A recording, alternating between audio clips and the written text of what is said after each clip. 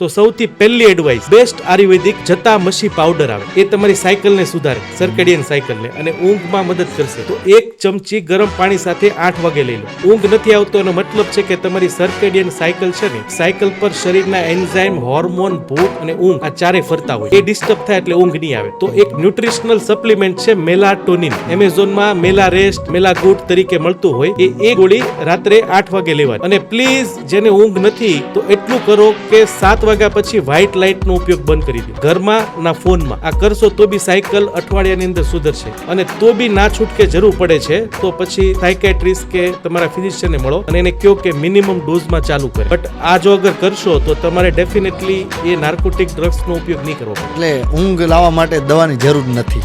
ના, એટલે પ્રોબ્લેમ ઊંઘમાં નથી, પ્રોબ્લેમ મગજમાં છે.